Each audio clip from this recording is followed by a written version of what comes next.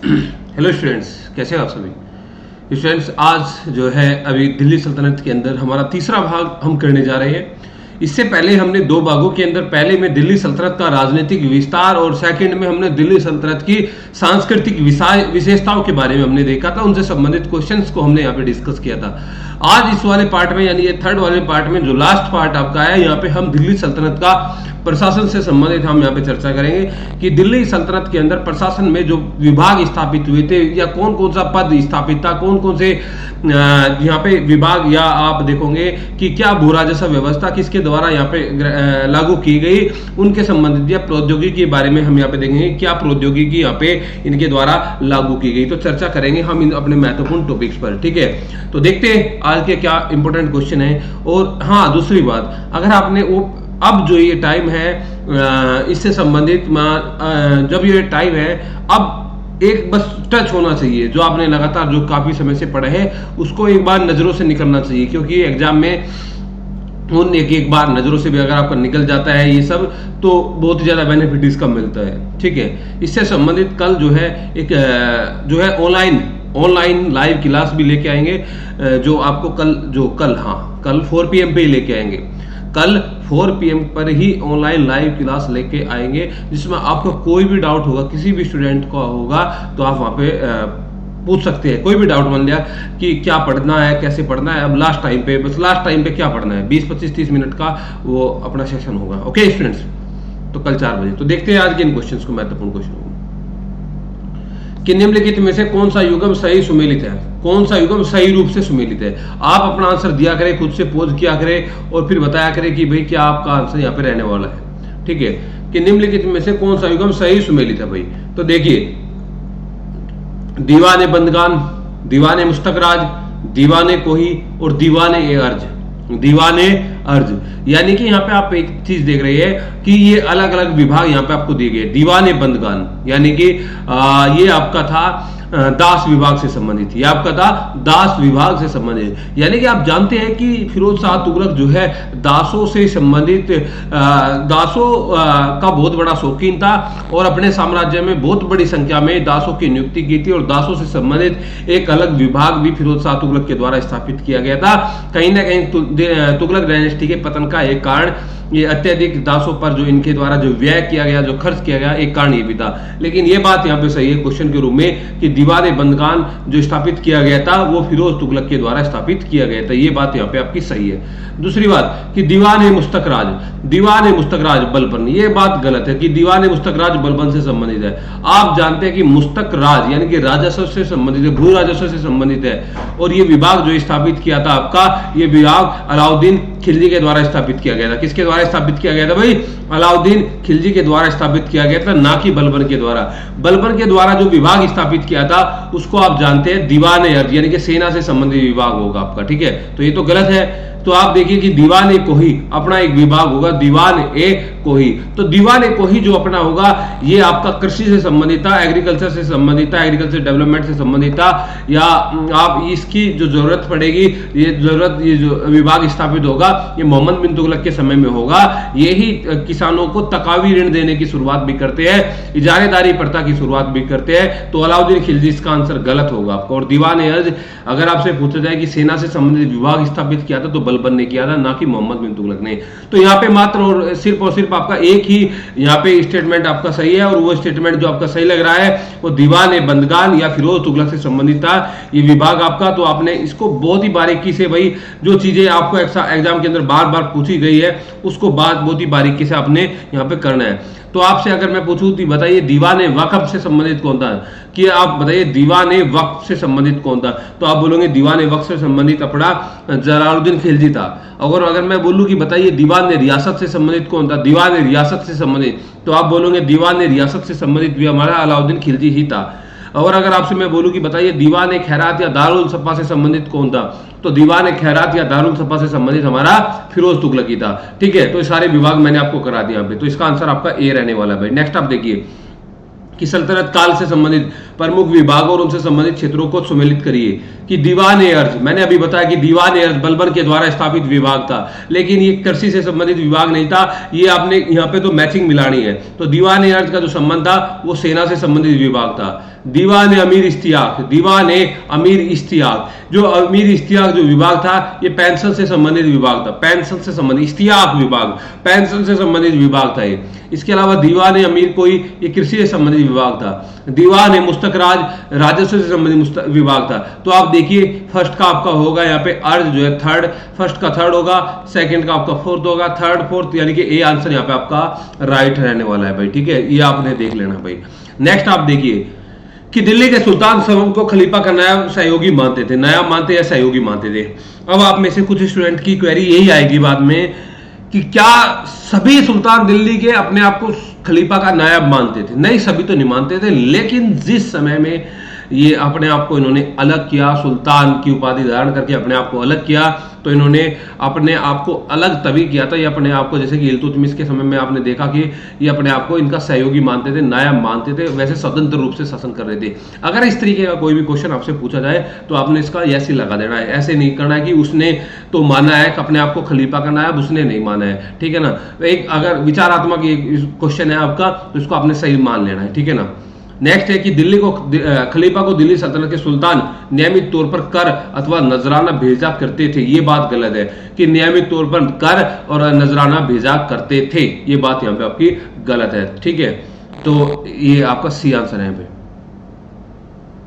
Next है कि भाई सल्तनत कालीन प्रशासन से संबंधित सदर सुदूर विभाग प्रमुख कार्य है। ये यहाँ पे थोड़ी सी मिस्टेक है भाई, सदर सुदूर, यानी कि सदर सुदूर का क्या प्रमुख कार्य होता था? आप जानते हैं कि सदर सुदूर दिल्ली सल्तनत के अंदर धार्मिक कार्यों के अंदर सुल्तान को परामर्श देने वाला एक व्यक्ति होता था।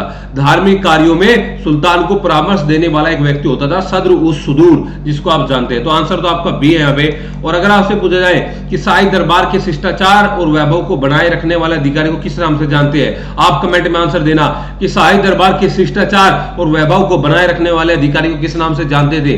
बाजार नियंत्रण व्यवस्था को सुचारू रूप से संचालन करना दीवान मुस्तक राज संबंधित था, या लोक निर्माण विभाग के अंतर्गत? ये तो आप आ ही गया है कि लोक निर्माण विभाग के अंतर्गत था। ठीक है, ये तो आ ही गया। ठीक है, तो आपने बताना है कि शाही दरबार के शिष्टाचार और वैभव को बनाए रखने वाला अधिकारी कौन होता है। ठीक है, नेक्स्ट आप आंसर दीजिए कि सल्तनत कालीन प्रशासन में इक्तादार, वली, मुफ्ती और ये है आपका यहाँ पे नायब, ये गलत है थोड़ा यहाँ पे भी, नायब, कि सल्तनत कालीन प्रशासन में इक्तादार, वली, मुफ्ती और नायब किस स्तर से संबंधित अधिकारी थे?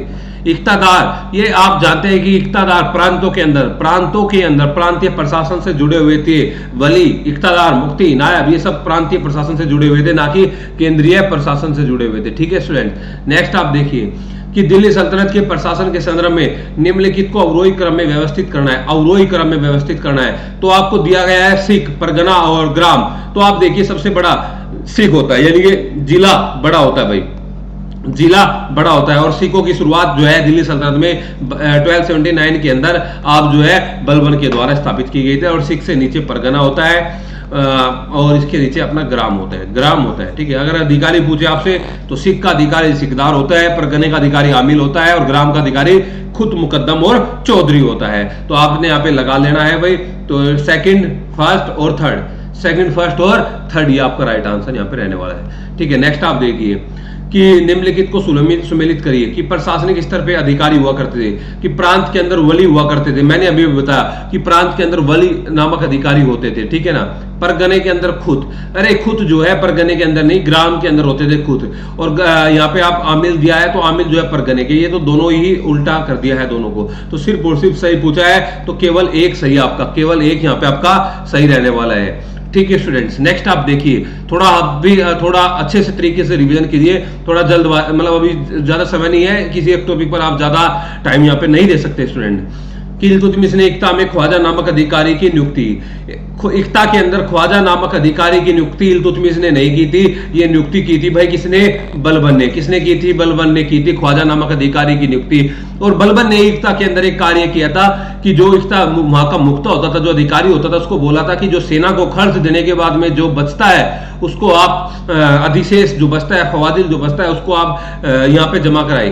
सरकार के अंदर जमा कराए। तो पहला तो आपका गलत है कि ख्वाजा का मुख्य कार्य मुक्ति को नियंत्रित करना था। ये बात सही है कि ख्वाजा का मुख्य कार्य मुक्ति को नियंत्रित करना था। ये एक प्रकार से वही हो गया जो आप आधुनिक भारत के अंदर जब कंपनी शासन आप आधुनिक भारत में देखते हैं, और कंपनी शासन में आप देखते हैं कोर्ट ऑफ डायरेक्टर और board of control, court of director और बोर्ड ऑफ कंट्रोल एक दूसरे पर यहाँ पे वो करने वाले, नियंत्रण करने वाले। तो यहाँ पे कथन आपका गलत है और कारण मतलब कथन यहाँ पे आपका गलत है, कारण यहाँ पे सही है, कारण यहाँ पे सही है, कथन यहाँ पे आपका गलत है भाई, ठीक है।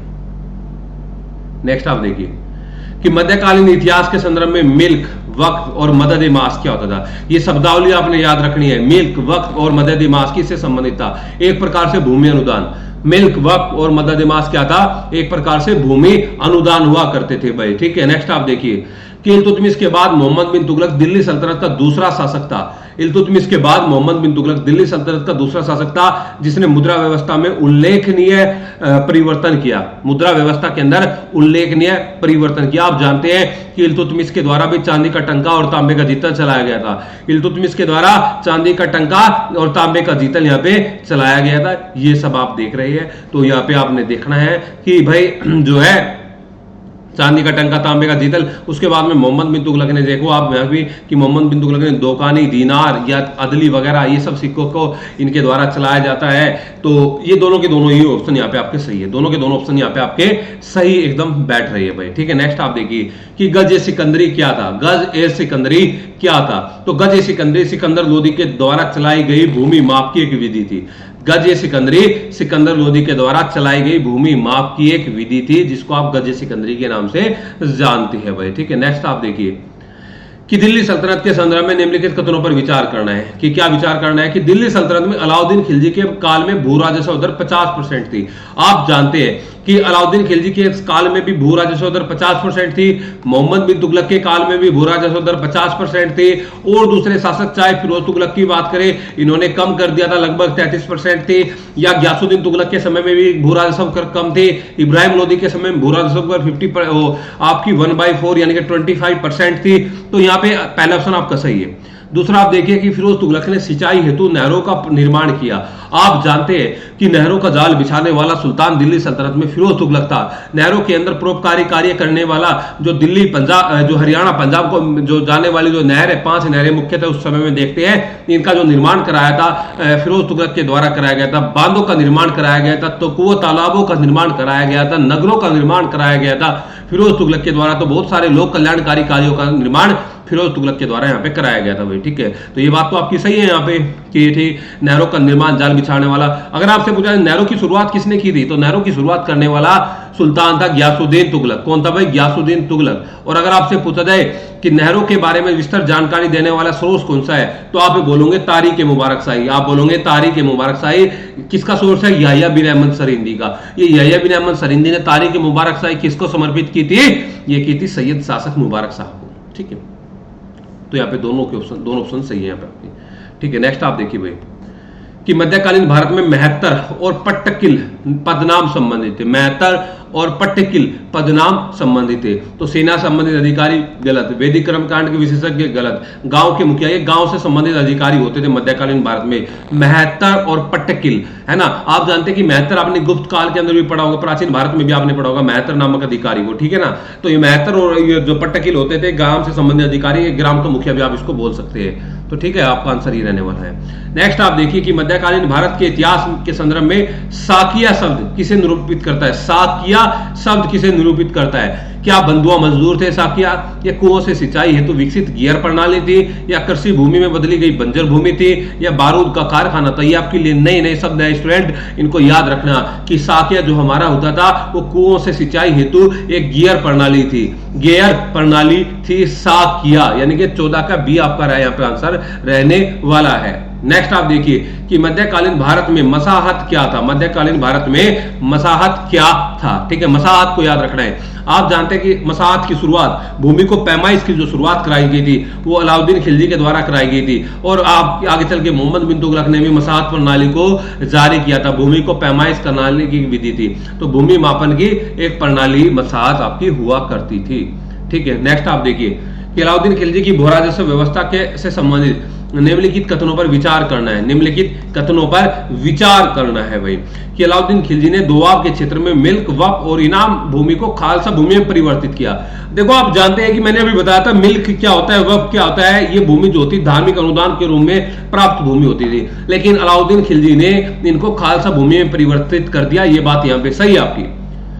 दूसरा है कि इसके शासनकाल में खुद मुकद्दम और चौधरी जो है खुद मुकद्दम और चौधरी कर के दायरे से बाहर रहते थे। नहीं भाई, इनके द्वारा तो खुद मुकद्दम और चौधरी सभी को समाप्त कर दिया गया है। बताया जाता है कि बर्नी जानकारी देता है कि इनकी जो घर वाली जो पत्नी होती थी वो मुसलमानों के घर पे काम करने के लिए जाती थी। इतनी बड़ी यहाँ पे इनको हानि हुई थी, तो उसने नगद कर की वसूली को बढ़ावा दिया। ये सही है। फर्स्ट एंड थर्ड आपका यहाँ पे सही है भाई, सेकंड आपका यहाँ पे गलत है। नेक्स्ट आप देखिए कि आपने बताना है कि कर और विषय वस्तु। जकात क्या होता है? जकात, तो जकात एक प्रकार का धार्मिक अनुदान होता है। जकात क्या होता है? एक प्रकार का धार्मिक अनुदान। तो पहला गलत है आपका। खराज क्या होता है? खराज, खराज होता है भू राजस्व, भूमि राजस्व, तो ये भी गलत हो गया। खुम्स क्या होता है? युद्ध में लूटा गया धन। तीनों के तीनों ही गलत है, तीनों के तीनों ही गलत है। आप जानते हैं कि फिरोज तुगलक ने बहुत सारे करों को समाप्त किया, 24 करों को समाप्त किया, और उसके बाद में जजिया, जकात, खराज, खुम्स, जजिया, जकात, खराज, खुम्स को लागू उनके द्वारा किया गया यहाँ पे, ठीक है। नेक्स्ट आप देखिए कि दिल्ली सल्तनत में भारतीय अर्थव्यवस्था के पुनरुद्धार के कारण विचार करना है। पुनरुद्धार पे कि नवीन विजातीय वर्ग द्वारा विलासितापूर्ण वस्तुओं की मांग और व्यवस्था को सुदृढ़ किया। ये सही है। राजनीतिक स्थिरता में कानून, ये थोड़ा छूट गया है यहाँ पे ऑप्शन, ठीक है। प्रॉपर क्या है एक बार देखना पड़ेगा कि मानक मुद्रा का प्रयोग, ये बात सही है। तुर्कों की शैली, जीवन शैली, ये सारी की सारी बातें यहाँ पे आपकी सही रहने वाली है। ये ऑप्शन यहाँ पे आपका छूट गया है, इसको एक बार चेक करके बताएंगे भाई, ठीक है। नेक्स्ट आप देखिए कि निम्नलिखित में से कौन से युग्म सही सुमेलित है? दीवान ए इंसा, दीवान ए खैरात, वकील ए दर। तो दीवान ए इंसा ये आपका पत्राचार से संबंधित है, ये आपका पत्राचार से संबंधित है। दीवान ए खैरात ये जन कल्याण से संबंधित है, ये दीवान ए खैरात जन कल्याण से संबंधित है, अस्पताल से संबंधित है। वकील ए दर ये आपके शिक्षा दीक्षा से संबंधित, शिक्षा दीक्षा से संबंधित। तो सिर्फ और सिर्फ बी आपका सही है, बी आपका यहाँ पे सही है भाई, ठीक है। नेक्स्ट आप देखिए कि एकता व्यवस्था के संदर्भ में आपने बताना है असत्य कौन सा था। असत्य कि यह भू राजस्व की उगाई की व्यवस्था थी। इक्सा व्यवस्था, भू राजस्व उगाई, ये बात सही है आपके यहाँ पे। दूसरा है कि इसका अधिकारी मुक्ति बलि होता था, उसे वंशानुगत अधिकार प्राप्त थे। वंशानुगत अधिकार नहीं प्राप्त थे, उसको ये हस्तांतरणीय होता था। ये जो है हस्तांतरणीय होता था, वंशानुगत नहीं प्राप्त थी यहाँ पे, ठीक है। याद रखना इस बात को भाई। और सैन्य अधिकारियों को वेतन के रूप में एकता प्रदान किया जाता था। सैन्य अधिकारियों को वेतन के रूप में एकता प्रदान किया जाता था, तो वेतन के रूप में एकता प्रदान किया जाए, ये बात सही है। सेना अधिकारियों को वेतन के रूप में एकता प्रदान किया जाता था। और आप जानते हैं अलाउद्दीन खिलजी ने यहाँ पे नगद वेतन प्रणाली को लागू किया था। इसमें प्रांतीय राज व्यवस्था तथा कानून व्यवस्था संबंधी उत्तरदायी भी शामिल थे, ये बात भी आपकी सही है। तो बी आपका ऑप्शन यहाँ पे गलत है भाई। नेक्स्ट आप देखिए कि निम्नलिखित अधिकारियों को उनके प्रशासनिक पद के अनुसार उच्च से निम्न स्तर पर आपने, इंपॉर्टेंट, वेरी वेरी इंपॉर्टेंट, ठीक है। तो सबसे पहले आप तो वैसे तो खान देखते हैं कि खान होता है, फिर यहाँ पे आप देख रहे हैं मलिक है, मलिक के बाद आप देख रहे हैं अमीर है। तो पहले मलिक आएगा, फिर आपका अमीर आएगा, फिर सिपह सलार आएगा, फिर सरकेल आएगा। तो आप एक बार इनको रिमाइंड कर लीजिए, मलिक, अमीर, सिपह सलार और सरकेल, यानी कि 2 1 3 4 2 1 3 4 2 1 3 4 यहाँ पे आपका, ठीक है। नेक्स्ट आप देखिए कि अलाउद्दीन खिलजी की बाजार नीति के संबंध में कौन सा कथन असत्य है? बाजार नीति के संबंध में किसके द्वारा स्थापित बाजार व्यवस्था राज्य द्वारा संचालित रही? बाजार व्यवस्था राज्य द्वारा संचालित रही, ये बात सही है। राज्य द्वारा संचालित रही जो बाजार नीति इनकी थी। आप जानते हैं कि इन्होंने चित्तौड़ अभियान के बाद में बाजार नीति को लागू किया था अपनी, ठीक है ना। इन बाजारों को सराय अदल के नाम से जाना गया, बात सही है। योजना उसकी साम्राज्यवादी महत्वाकांक्षा से प्रेरित थी। आप जानते हैं कि एक प्रकार से साम्राज्यवादी शासक अलाउद्दीन खिलजी था। यह व्यवस्था शेरशाह सूरी के शासन काल तक कायम रही। अलाउद्दीन खिलजी के मरते ही व्यवस्था भी लगभग चौपट हो गई थी, ठीक है। तो डी ऑप्शन यहाँ पे आपका रहने वाला है। नेक्स्ट आप देखिए कि अलाउद्दीन खिलजी के संदर्भ में निम्नलिखित कथनों पर विचार करना है कि वह पहला सुल्तान था जिसने बसात प्रणाली के तहत भूमि माफ करवाई, ठीक है। ये बात सही है कि अलाउद्दीन खिलजी ने बसात प्रणाली के तहत भूमि माफ करवाई। इसके तहत भू राजस्व का निर्धारण की वास्तविक आय पर आधारित थी। भू राजस्व का निर्धारण उसकी वास्तविक आय पर निर्धारण थी। ये बात सही है कि भूमि की पैमाइश कराई, उसकी वास्तविक आय पर ही भू राजस्व का निर्धारण किया जाता था, जो भी आय अपनी होती थी। ठीक है, ये सही है।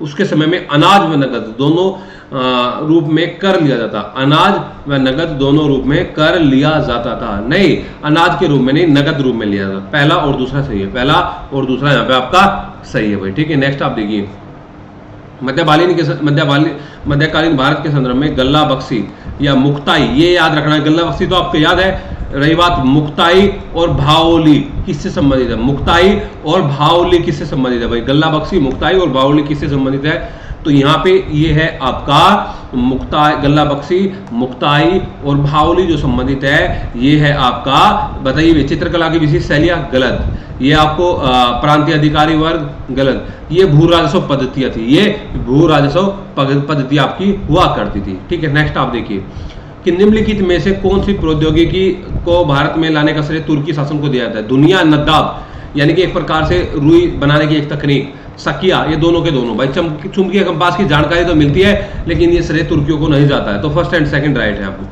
फर्स्ट एंड सेकंड राइट है। नेक्स्ट आपका कि इस्लाम के अनुसार खलीफा और सुल्तान शरीयत के कानूनों से मुक्त होते थे। शरीयत, खलीफा और सुल्तान शरीयत के कानून से नहीं, गलत। शरीयत के कानून से मुक्त नहीं होते थे। शरीयत के अनुसार कारण, ये गलत है। सुल्तान का कर्तव्य होता था कि शरीयत के अनुसार शासन करना, लेकिन बहुत सारे सुल्तानों ने नहीं माना। अलाउद्दीन खिलजी ने शरीयत के आधार पे शासन नहीं किया। तो यहाँ पे कथन 2 सत्य है, कथन 2 सत्य है। ठीक है, नेक्स्ट आप देखिए कि सल्तनतकालीन वाणिज्य व्यापार के संदर्भ में निम्नलिखित कथनों पर विचार करना है कि भारत के थल मार्ग से आयातित होने वाली वस्तुओं में सर्वाधिक महत्वपूर्ण घोड़े थे। ये बात सही है कि भारत में थल मार्ग का मुख्य केंद्र मुल्तान था और सभी व्यापारियों के लिए प्रवेश द्वार माना जाता था। और देवल और लहरी बंदर प्रमुख बंदरगाह थे जिनकी बाह्य व्यापार में महत्वपूर्ण भूमिका रही। तो सारे के सारे ऑप्शन यहाँ पे सही है, यानी कि व्यापार वाणिज्य में आपसे क्वेश्चन यहाँ से बन सकता है भाई, याद रखना है इसी का। मध्यकालीन भारतीय इतिहास में इक्ताई तमलीग से विपरीत है। इक्ताई तमलीग अनुदान, इक्ताई तमलीग होता है जो एकता का धारक होता था, यानी कि वंशीय एकता एक प्रकार से, वंशीय एकता एक प्रकार से। ठीक है, इसको याद रखना है आपने। और ये बताइए कि न्याय विभाग से संबंधित कौन था? काजी, अमीर दाद और मीर अदल। काजी, अमीर दाद और मीर अदल, तीनों के तीनों सही है। काजी भी और मीर दाद और अमीर दाद और मीर अदल, तीनों के तीनों सही है यहाँ पे आपके। ठीक है, नेक्स्ट आप देखिए कि मैथिली के विख्यात कवि विद्यापति ठाकुर सरखी शासक इब्राहिम के समकालीन थे। ये बात सही है कि विद्यापति ठाकुर इब्राहिम के समकालीन यहाँ पे थे, लेकिन जौनपुर की अटाला मस्जिद का निर्माण मोहम्मद शाह ने कराया, इब्राहिम शाह ने कराया था, ना कि मोहम्मद शाह ने। ठीक है, ये गलत है आपका। तो यहाँ पे कथन 1 सत्य है और इसी को आपने आंसर यहाँ पे करना है। तो ये आज आपके 30 महत्वपूर्ण क्वेश्चन थे स्टूडेंट। आप मिलाइए, देखिए, चेक करिए कि कितना आपका स्कोर यहाँ पे बन रहा है। तो उसके बाद बात करते हैं। तो कंप्लीट दिल्ली सल्तनत के बारे में हमने मोटे मोटे तौर पर चर्चा की है 3 वीडियो के अंदर। तो तीनों वीडियो आप देख लीजिए, एक प्रकार से आपके लिए यहाँ पे बेनिफिशियल रहने वाले स्टूडेंट। तो ठीक है, मिलते हैं दोस्तों नेक्स्ट वीडियो में, और नेक्स्ट टॉपिक हमारा रहने वाला है विजयनगर साम्राज्य वाला। ठीक है स्टूडेंट।